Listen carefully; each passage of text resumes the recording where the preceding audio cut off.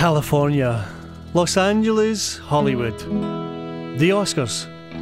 The flowers are ready. The stars are on their way into town. And the crowds are already here. I'm here to see what it takes to make it here in Hollywood. To see if I can find out how I can grab myself one of those golden statues. Not wrapped up in plastic, but shiny and new. Presented to me, Douglas McFarlane, Scots actor and presenter turned filmmaker. I want to know what it takes to make it in Hollywood.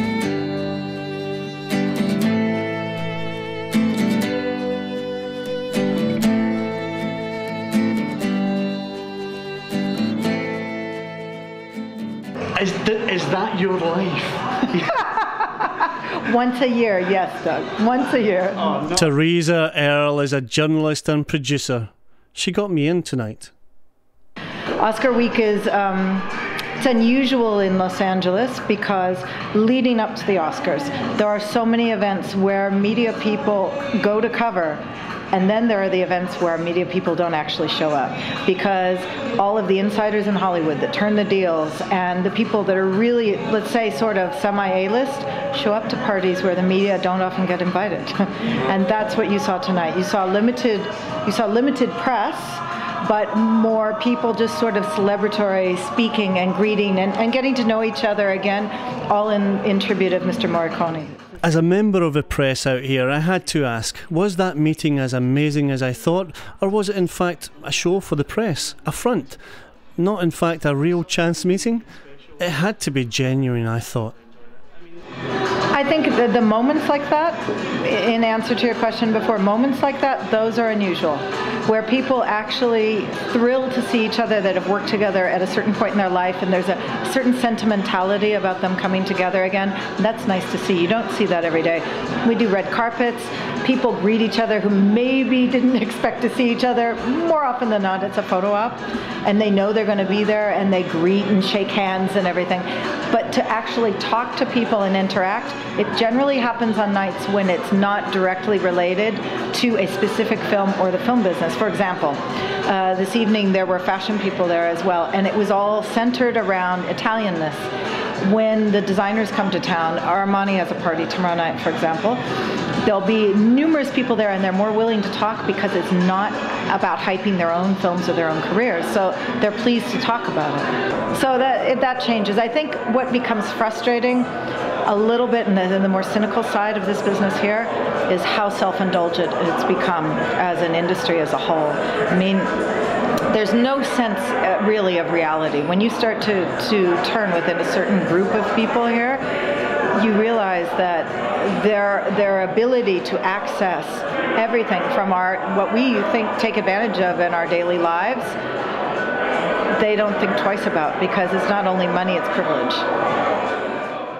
Teresa, well, I can only say thank you very much for spending some time with me. I couldn't thank Teresa enough. An amazing event to witness. Thank you very much for spending time in the centre. Thank you very much. It's completely my pleasure, Doug. The night may have been young, but I needed to conserve my energy. Tomorrow was the 79th Oscars. I wondered what I had in store. Okay, it's Joan Rivers coming to you from the red curb here at the Oscars. And I always travel with a huge billboard of myself in the back, but nothing is more important than, of course, my job here before the big day. And I can't tell you, I'm so excited to have here from UK Film and TV, Douglas McFarlane. Doug, it's so good to have you here, Joan Rivers. And as Ellen prepared to present for the Oscars show, and Kate posed for one last shot before being taken to see if she had won one. Kate, good luck for tonight. I was already planning the next part of my journey. A long way from Hollywood. It's a long way from the first painting of a story to the screen.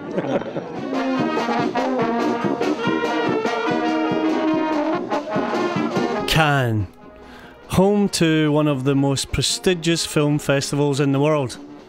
We may be in the south of France, but the whole of Hollywood decamp to the Riviera each year for 10 days. and so had I. Everyone comes. The press, the crowds, even Clint. Okay, not this time. I went along to the UK tent to see what was going on and do the thing you do in Cannes, network. I'd only been there a few minutes when I saw a familiar face. I'd met Sal Brown while waiting for a plane on my trip to Hollywood. Sal is a screenwriter who regularly pops to Tinseltown to work on scripts. She told me about how in Cannes no one actually reads the pile of scripts they are given while they are there, but you give it anyway in the hope that they will read it when they return to Hollywood. Sal is realistic about that. Oh yeah, I mean everybody's heard the story, you know, of someone standing in a lift next to Harvey Weinstein and comes out with a cheque for $250 million, but the reason it's a good story is because it's, you know, it's apocryphal, it doesn't happen to everyone. Maybe some people are making fantastic deals here, but most people are finding people they can go on to work with later. Sal's down-to-earth attitude seemed to be working, as she had to leave me to attend meetings. I hadn't got far when I bumped into another familiar film face. Thank you for coming to see me, Don, and you're in amongst your busy schedule. Don Allen is a British director and producer. He was also in between meetings, but wanted to tell me about his development as a Cannes attendee. My first two Cannes were great. The first one I was just wide-eyed and around. My second one I was talking a lot of hot air, and coming back to this one is far and away the best ever. Excellent. Yeah. You'll be down to the yachts then very soon. I kind of get on the yachts and then I get kicked off the yachts, so maybe next year it'll be a bit different. It seemed like Don might be here for a few years to come yet. I left Don to his meetings and continued along the Croisette to see more of how this film festival works.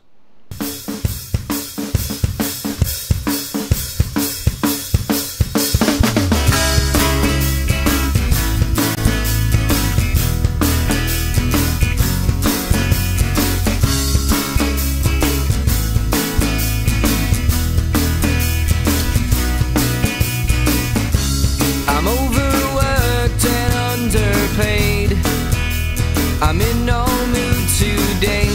Wish time would flash by instead of crash by. There's nothing more to say. You can't expect too much when you're living life, and neither rich nor poor. But if you stop and think, you live and breathe. So I go ask for more, and it's all I wanted.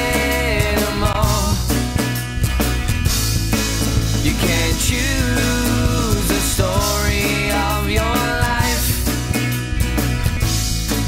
and I know I've walked that road before, and as it stands I could not ask for more, and as it stands I could not ask for more.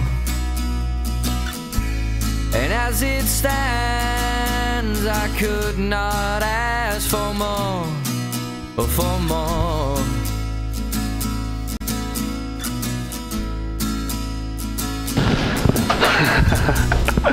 Wow, that was an adventure.